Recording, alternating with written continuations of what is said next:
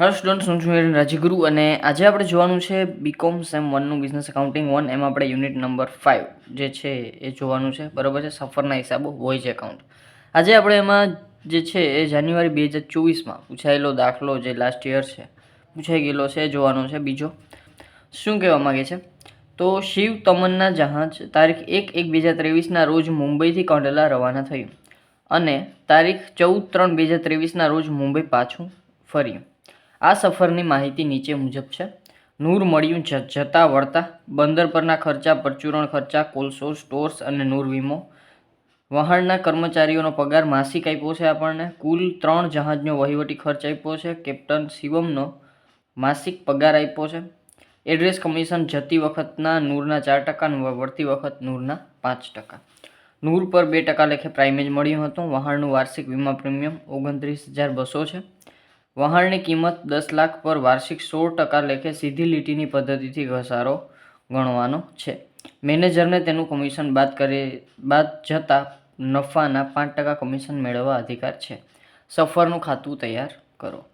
ચાલો, તો આટલી વસ્તુ આપી છે અને આપણને કીધું છે ભાઈ સફરનું ખાતું તૈયાર કરો. બરાબર છે. સૌ પ્રથમ આપણે સફરનું ખાતું જેવી રીતે તૈયાર કરીએ છીએ એવી રીતે સાદું. બરાબર, વિગત રકમ, વિગત રકમ. આવક કઈ રીતે તો કે જમા બાજુ, જાવક જે છે ખર્ચા છે એ ઉધાર બાજુ.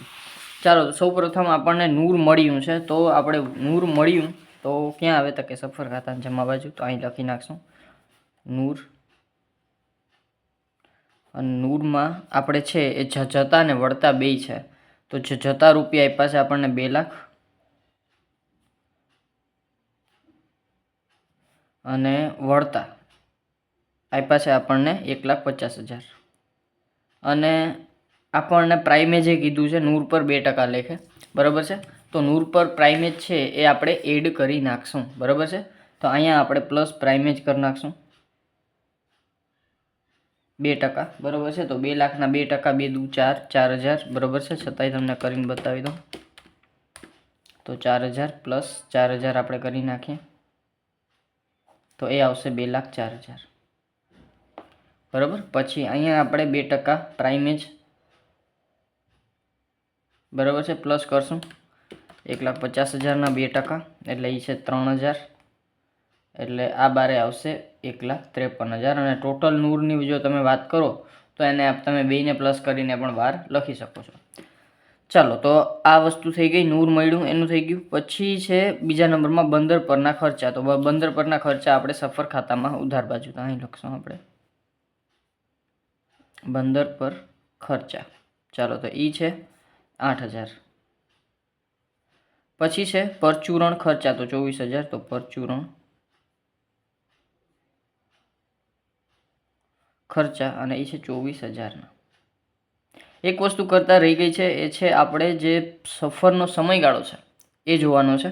બરાબર. પછી આપણે આ બધી વસ્તુ જોઈ લઈએ. અહીંથી આપણે કન્ટિન્યુ કરશું. બરાબર છે. ચાલો, તો પહેલાં આપણે સફરનો સમયગાળો જોઈ લઈએ કેટલો છે. બરાબર છે. તો સફરનો સમયગાળો છે 1/1/2023 થી 14/3/2023.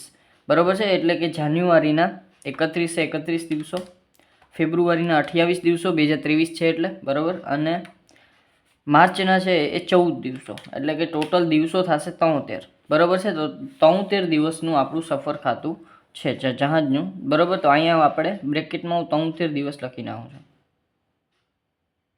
બરાબર. અને આપણે જેટલા ખર્ચા છે એ જો વાર્ષિક હશે એના આપણે 73 દિવસ લેખે ગણવાના થશે. ચાલો, તો પરચુરણ ખર્ચનું કામ થઈ ગયું હતું. પછી છે કોલસો.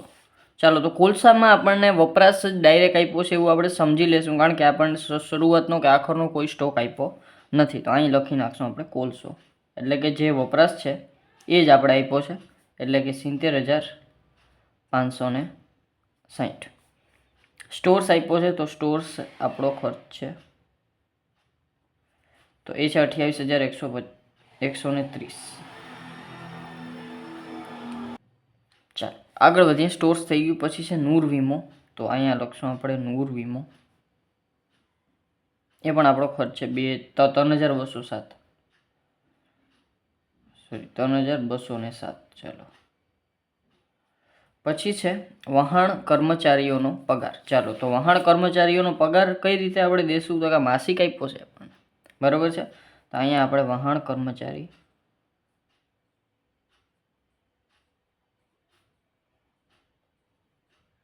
આપણને માસિક આપ્યો છે, તો પહેલાં આપણે એને વાર્ષિકમાં કન્વર્ટ કરશું અને પછી આપણે એને 73 દિવસમાં કેટલા આપણે આપવા પડશે આ સફર દરમિયાન એ જોશું. તો સૌપ્રથમ આપણે છે એ માસિક એટલે કે 14,170 આપણને માસિક આપ્યા છે. વાર્ષિકમાં કન્વર્ટ કરશું એટલે ×12 અને કેટલા દિવસ છે તો કે 73 દિવસની આપણી સફર છે એટલે 73 એને ભાગ્યા વર્ષના દિવસો 365. લીપ યર નથી આપણું, તો 14,170 ×12 ×73 ભાગ્યા 365, તો એ આવી જશે 34,008. તો અહીંયા આપણે લખી નાખશું વહાણ કર્મચારીનો પગાર છે 34,008, બરાબર છે.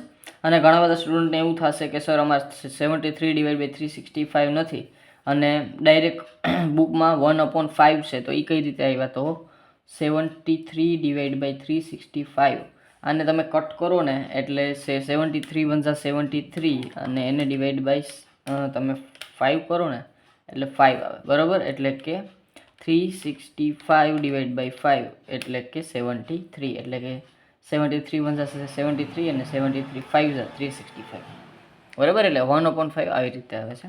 પણ તમે જે રીતે કરો એ રીતે, બરાબર, કોઈ મેથડ ખોટી નથી. કુલ 3 જહાજનો વહીવટી ખર્ચ વાર્ષિક 64,500. ચાલો તો અહીંયા આપણે જહાજનો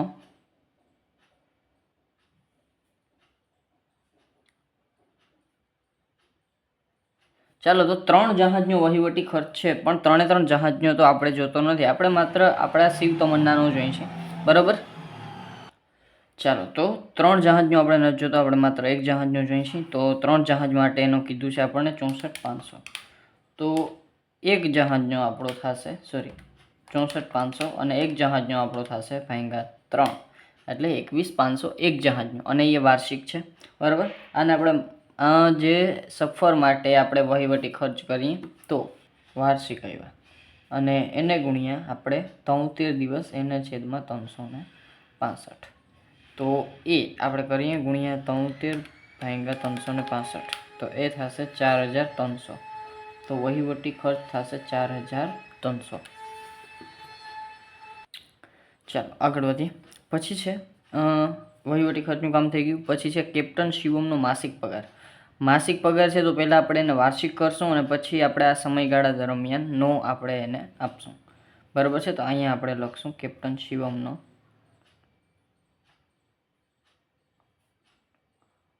પગાર, બરાબર છે. તો 2,100 માસિક છે તો પહેલાં આપણે એને વાર્ષિક કરી લઈએ. 2,100 એને ×12 એટલે કે વાર્ષિક થઈ જશે 25,200 અને એને આપણે સફરના સમયગાળાના પ્રમાણમાં વેચી નાખીએ 73/365, તો એ આવી જશે 5,040, બરાબર છે. ચાલો આ થઈ ગયો કેપ્ટન શિવમનો પગાર. હવે એડ્રેસ કમિશનની વાત થઈ ગઈ. જતી વખતે નૂરના 4% અને વળતી વખતે નૂરના 5%. ચાલો તો નૂર આમાં કયું લેવાનું છે તો કે આપણે જતી વખતે નૂર અને પ્રાઇમેજ આ બે, બરાબર છે. નૂર પ્લસ પ્રાઇમેજ આ બેની આપણે છે એ કમ્બાઈન કરીને એના ઉપર આપણે એડ્રેસ કમિશન ગણવાનું હોય.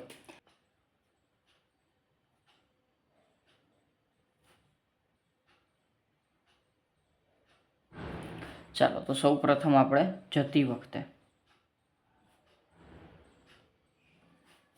નૂર પ્લસ પ્રાઇમેજ બે ઉપર આપણે લખશું એટલે કે 2,04,000 અને એને ગુણ્યા કેટલા ટકા? તો જતી વખતે આપણે છે એ 4%, તો જતી વખતેના 4%. ચાલો 2,04,000 એને ગુણ્યા 4%, તો એ આવશે 8,160. અને અહીંયા આપણે વળતી વખતે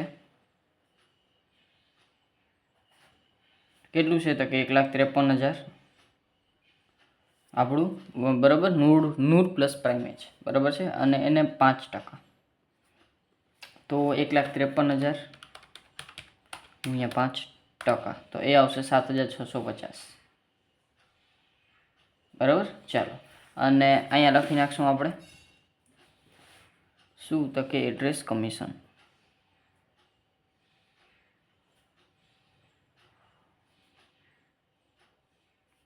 જતી વખતનું 8160 અને વળતી વખતે 7650. ટોટલ કરીને 12 મૂકી દઈ પ્લસ 8160 એટલે કે એ આવશે 15810. બરાબર. ચાલો, આ થઈ ગયું એડ્રેસ કમિશનની વાત. પછી છે નૂર પર 2% લેખે પ્રાઇમેટ મળ્યું હતું, એનું કામ થઈ ગયું. આ બધી જ બાબતની આપણે સમાવેશ કરી લીધો છે. હવે આપણે વહાણનું વાર્ષિક વીમા પ્રીમિયમ આપ્યું છે 29200. તો વહાણનું વાર્ષિક વીમા પ્રીમિયમ છે તો એને આપણે શું કરી નાખશું તો કે આપણે આપણા સફરના સમયના પ્રમાણમાં આપી દઈશું. બરાબર છે.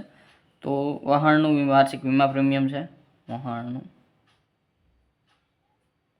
વીમા પ્રીમિયમ કેટલું છે તો કે 29200 માં જે છે વાર્ષિક છે. બરાબર છે. અને એને ગુણ્યા આપણો સમયગાળો કેટલો છે તો કે 73/365. અને તમે 1/5 કરી શકો કઈ રીતે એ મેં તમને સમજાવ્યું. તો 29200 એને ગુણ્યા 73/365 એ આવશે 5840. આપણે 5840. પછી બીજા નંબરમાં આપણી પાસે એક છેલ્લી વસ્તુ છે, છેલ્લી નહીં પણ હજી બે વસ્તુ છે. વહાણની કિંમત 10 લાખ પર વાર્ષિક 16% લેખે સીધી લીટીની પદ્ધતિથી ઘસારો ગણવાનો છે. તો આમાં તો કાંઈ જાજુ છે નહીં.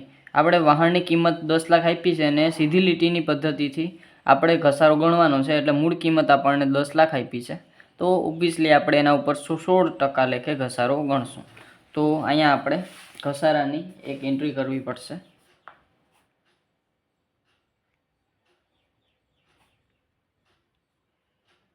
તો મૂળ કિંમત કેટલી છે તો કે મૂળ કિંમત છે એને ગુણ્યા આપણા છે એ કેટલા ટકા 16%. અને સમયગાળો છે આપણો 73/365. ચાલો, તો મૂળ કિંમત છે 10 લાખ, એના 16% એને ગુણ્યા 73/365. સર અમને સીધી ગણતરી આવડે છે, કેલ્સીમાં કરીને મૂકી દઈ તો ચાલે? ન ચાલે. તમારે ઘસારાની અને એડ્રેસ કમિશનની અને મેનેજરના કમિશનની વધારે પડતી જેટલી ગણતરી બતાવશો એટલું સારું છે, પણ મેક્સિમમ 4-5 ગણતરી તો તમારે આ બતાવવી જ પડશે. બરાબર છે. ના બતાવો તો એના માર્ક્સ છે એ કટ થવાની સંભાવના રહે. બરાબર. એટલે આપણે સંભાવના નથી રાખવી, આપણને આવડે છે તો આપણે લખી નાખવામાં કાંઈ ખોટું નથી. બરાબર છે, લખી નાખવાનું. બરાબર. તો એના માર્ક્સ છે એ તમને તમારા દાખલાનો ઉઠાવ પણ આવશે અને તમારે છે એ ક્યાંય ખોટું પડવાની સંભાવના રહેશે નહીં. 73/365 તો એ આવશે 32,000નો ઘસારો આપણે રાખવાનો છે. ચાલો, તો અહીંયા આપણે લખી નાખશું 32,000 ઘસારો.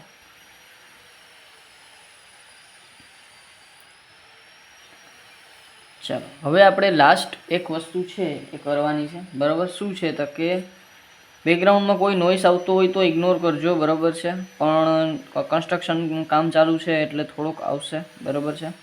ચાલો, તો મેનેજરને તેનું કમિશન બાદ જતાં નફાના 5% કમિશન મેળવવાનો અધિકાર છે.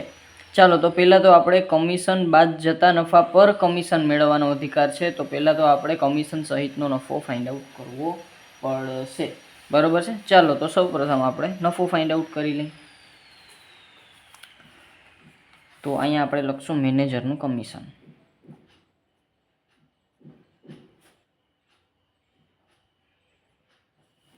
તો પહેલાં તો 2,04,000 અને પ્લસ 1,53,000 તો એ આવશે 3,57,000 ટોટલ. અહીં લખી નાખશું આપણે 3,57,000.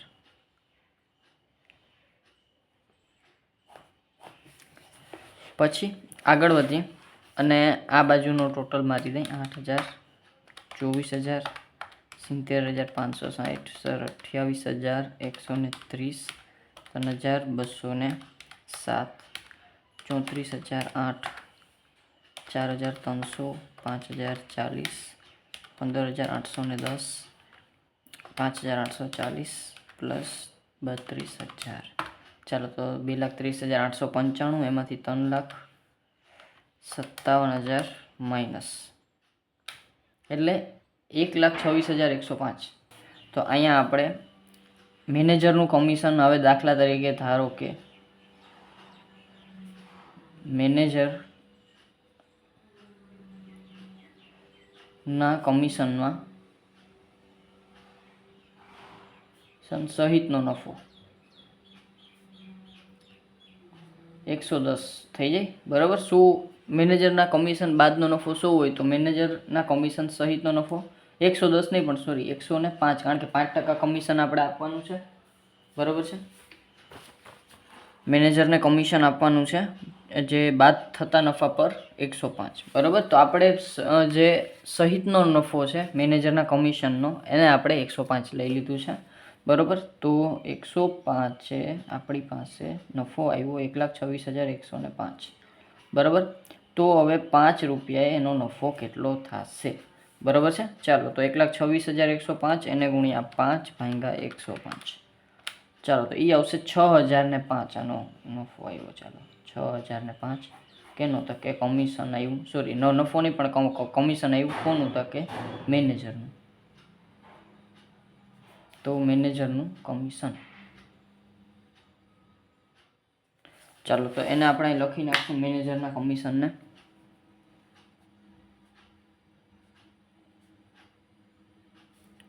$6,005 અને જે બાકીનો નફો આવ્યો એને આપણે સામાન્ય નફા નુકસાન ખાતે લઈ જશું. કેટલા? તો કે નફો તો કેટલો આવશે? તો કે એમાંથી આપણે 1,26,105 માઇનસ કરશું એટલે 1,20,100. એ શું આવશે? આપણો નફો. તો અહીંયા આપણે લખી નાખશું નફો નફા નુકસાન ખાતે 1,20,100 અને 3,57,000 આપણો ટોટલ.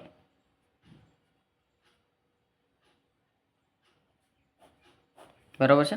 ચાલો તો આ હતો આપણો 2024માં પૂછાયેલો દાખલો, બરાબર છે. તો જો વિડીયો ગમ્યો હોય તો લાઈક કરજો, શેર કરજો તમારા ફ્રેન્ડ્સ સાથે, અને સબસ્ક્રાઈબ યાર ચેનલને જરૂરથી કરી નાખજો, જેથી કરીને આવતા વિડીયોઝ તમને સરળતાથી મળતા રહે. છતાં કાંઈ ડાઉટ હોય તો મને પૂછી લેજો. All the best for exams. Thank you so much.